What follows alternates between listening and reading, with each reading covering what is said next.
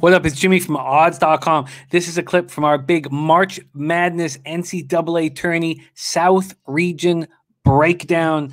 To check out the entire show, hit the link at the bottom of the screen. It's available exclusively on odds.com. We move on to 1:45 p.m. Eastern. Can't wait to hear you talk about this game. 11th seed Utah State Aggies versus number 6 Texas Tech Red Raiders. We're in Bloomington, Indiana for this one. Let me pull up the market.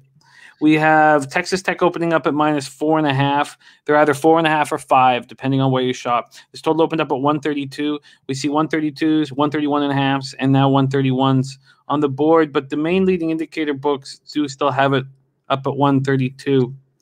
Utah State had their 6-game winning streak snapped in a 68-57 loss in the Mountain West Championship.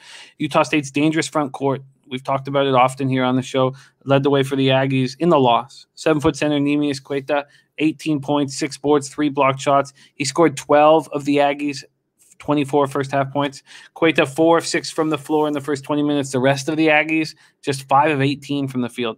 Queta averages a double-double, 15.1 points, 10 boards on the season. Justin Bean, not have a good game, 12 points, 6 boards. The Aggies are very strong defensively. Offensively, they score 73.3 points per game. They get nice distribution with 16.3 assists per game. They have average numbers shooting the ball, 44.6 from the field, 33.6 from 3, 72.6 from the line. Texas Tech lost a 67-66 heartbreaker in the quarterfinals to eventual Big 12 champion Texas. Max was on Texas in that matchup. Texas Tech had won the first 2 meetings between the two teams, and Max thought Texas could turn the tables, and they did. Max was on Texas money line.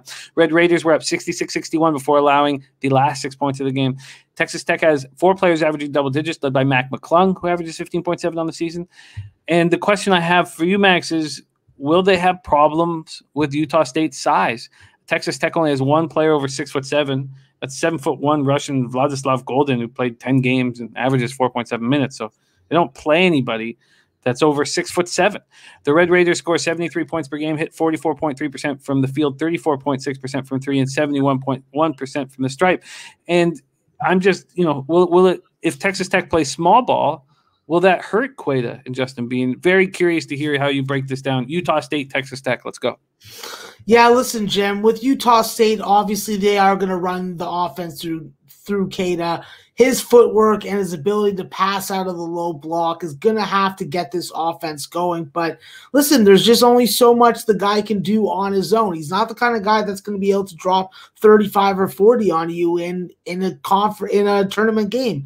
I think that with Utah State, their main goal just needs to be consistent shooting the basketball. And the only person that doesn't include is Brock Miller. Everybody else is definitely on alert. I think that obviously with their rim protection, it's going to be key to force Texas Tech to shoot jump shots. And listen, with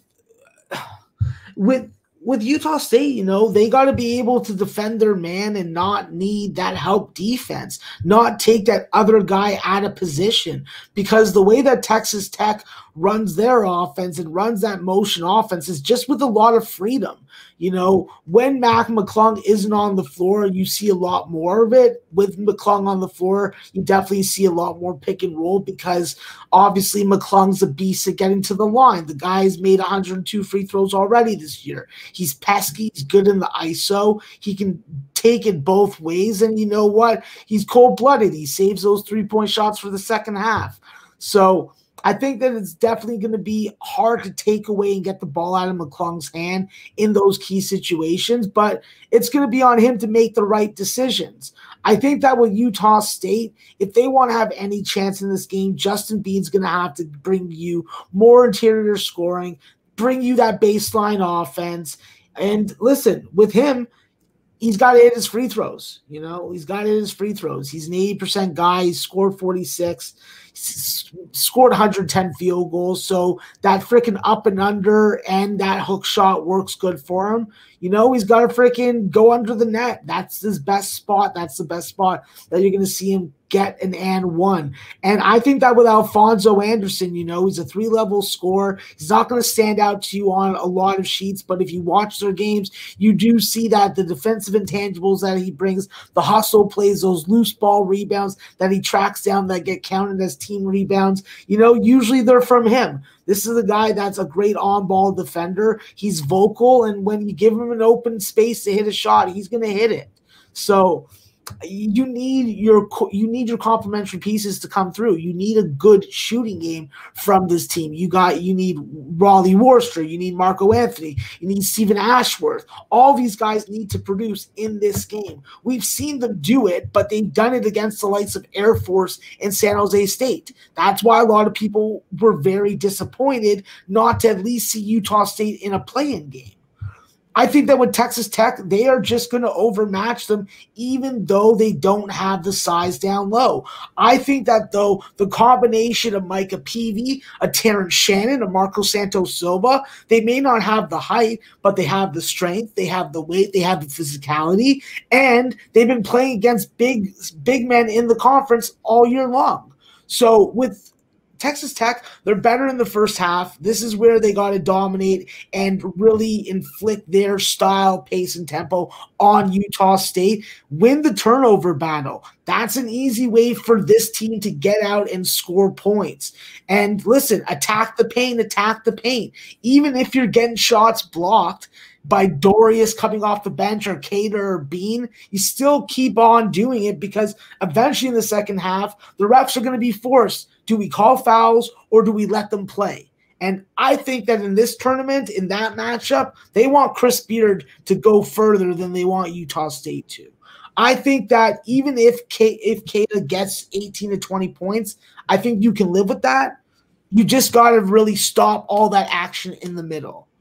So that's where Terrence Shannon comes in. Terrence Shannon's my X factor, Jim.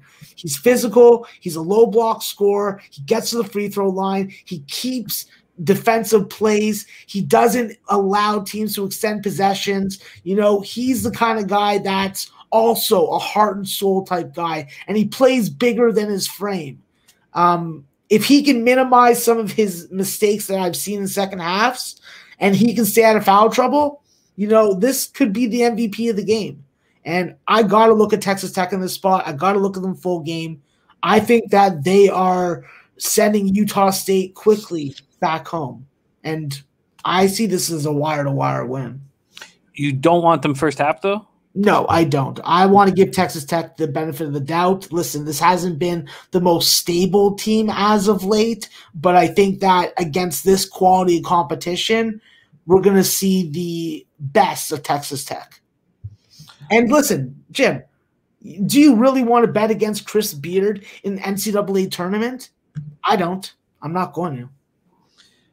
Man, because there's 4.5s and a couple 5s on the board, and I found one. I wasn't even a look at BetMGM to see what they were at with the half, and they have a -2 for the first half. So I was like all excited that I found you a -2. But let's focus on the full game. So we have a 4.5 at FanDuel, 5 at Circa, 5 at BetMGM. The 4.5 at FanDuel is -116.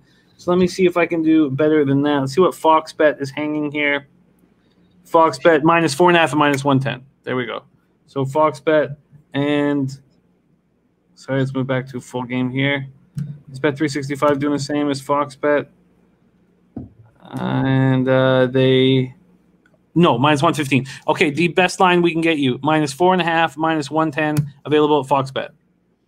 Yeah, I'll take that. No problem. That's a good line. I would have lined this game at 7.5. Wow. So that's enough. Wow. Your point about them playing bigs all year long in conferences is very sharp, of course. I think I was taking too much of this fear of what Queta and Justin Bean could do. Listen, if he had the same kind of offensive impact as Kofi Coburn, then yeah, but different players. Long and athletic for sure. Improved footwork 100%, but is he going to be able to use that length the way that some other quality big men do? I'm not really sure. And he doesn't have the extended range, which actually hurts him. Without a doubt. And Justin Bean has not been hitting those. There you have it. Texas Tech Red Raiders -4.5, -110 at Fox Bet.